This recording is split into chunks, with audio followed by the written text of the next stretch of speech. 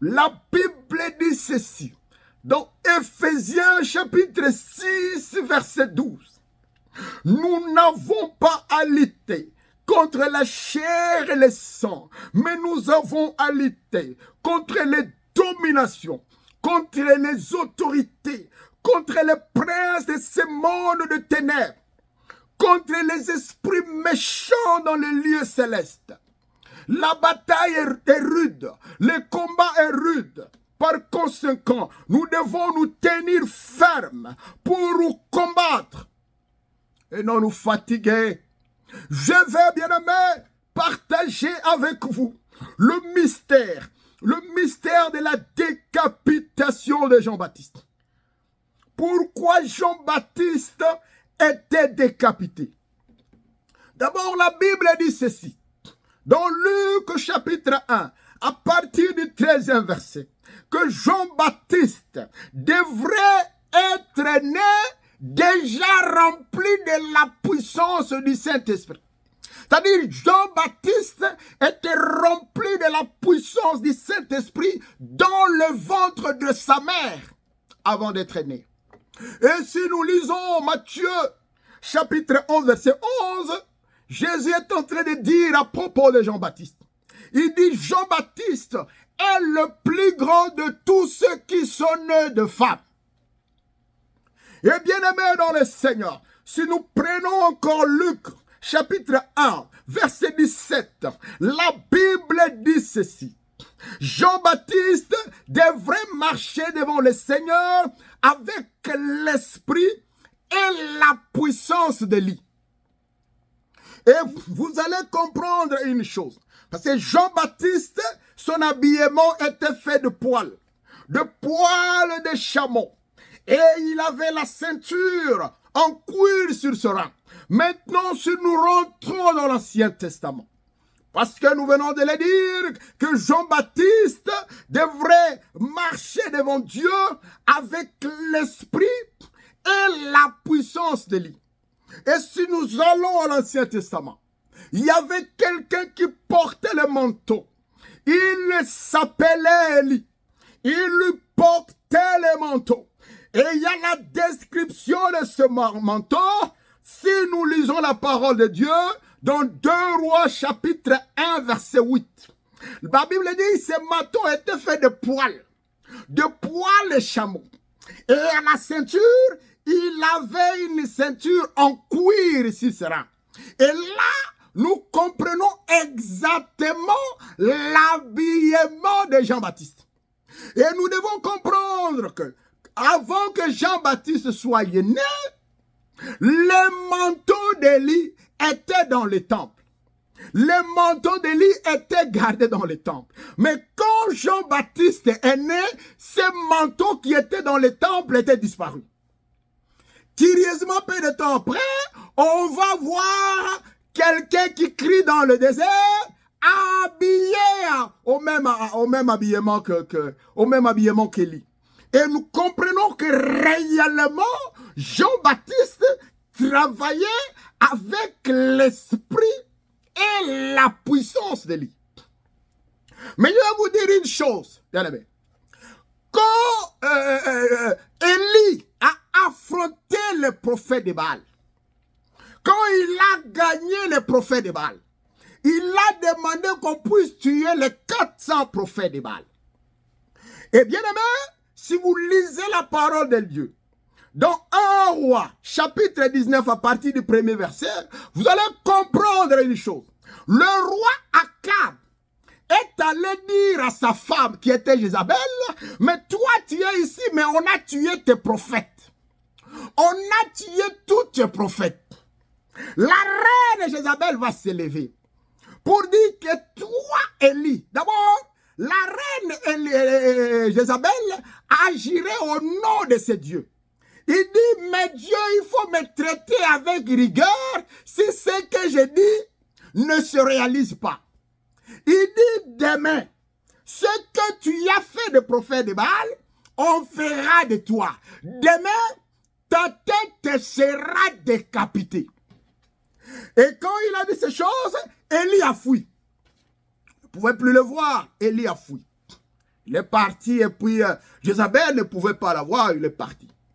Mais vous allez comprendre une chose. Quand Jean-Baptiste est né, lui qui marchait avec l'esprit et la puissance de lui. Écoutez-moi bien. Un jour, bien aimé, il y a Salomé qui devrait danser pour son père, qui était le roi Hérode. Elle devrait danser, bien aimé. Elle a dansé pour son père. Et le père lui demande, tu veux que je te donne quoi? Salomé rentre chez sa mère, qui était Hérodias. Et la mère dit à Salomé, va demander la tête de qui? La tête de Jean-Baptiste. Alors que Jean-Baptiste était en prison. La tête de Jean-Baptiste. Pourquoi? Parce que Jean-Baptiste avait dit que finalement cette femme était la femme à Philippe. Philippe était le frère d'Hérode. Alors Hérode ne pouvait pas prendre cette femme. Et là, ça n'a pas marché. Il y a eu de rancœur jusqu'à cette femme. Et cette femme-là, c'est qui? C'est la reine. C'est la reine qui va demander qu'on coupe la tête de Jean-Baptiste.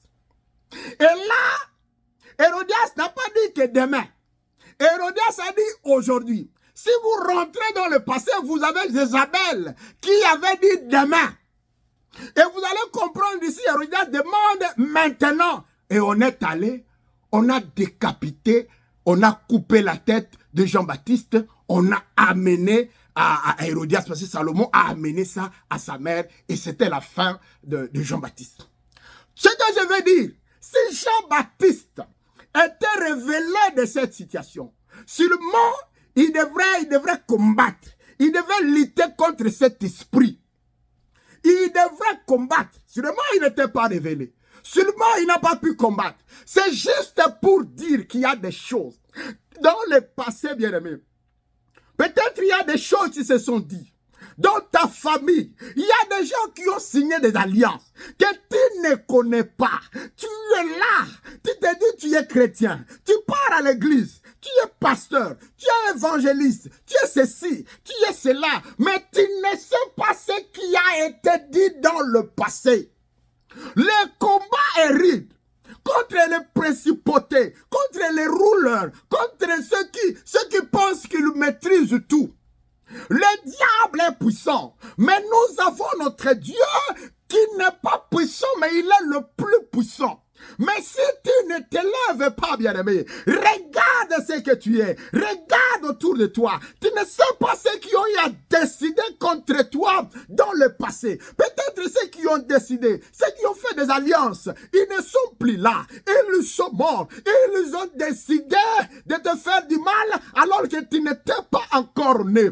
Là, Jean-Baptiste est en train de mourir parce qu'il avait l'esprit de lui. Il marchait avec la puissance de lui. Et ce que Jézabel avait dit dans le passé l'a suivi jusqu'à ce que Jean-Baptiste a été décapité. Sa tête a été décapitée. Et vous allez comprendre une chose. Là-bas, c'était une reine. Reine avec roi. Et ça continue comme ça. Les années après, c'est encore une reine. Reine avec qui? Avec le roi. Il faut que tu te lèves pour couper. Nous marchons, nous ne savons pas ce qui a été dit, ce qui a été fait. On ne comprend pas. Peut-être tu es en train de subir. Peut-être je suis en train de subir des choses que je ne connais pas, les combats que je ne connais pas, la situation que je ne connais pas, les documents que je n'ai jamais signés. Mais je suis en train de subir. Il faut que tu te lèves. Il faut que tu te lèves. Le combat est rude. Pas seulement avec des prières simples. Des fois avec des jeûnes. Des fois avec des chaînes de durée. Tu es en train d'évoluer, d'aller pour casser ce qui a été dit, pour casser ce qui a été dit, pour casser ce qui a été dit. Sinon, c'est ta tête en train de suivre. Sinon, c'est derrière toi. Et tu ne connais pas, tu ne comprends rien. Pourquoi ça ne marche pas? Pourquoi chez les gens ça marche, mais chez toi ça ne marche pas? Ça ne va pas. Bien aimé, tu ne sais pas, mais tu vas te lever. Parce qu'avec Jésus-Christ,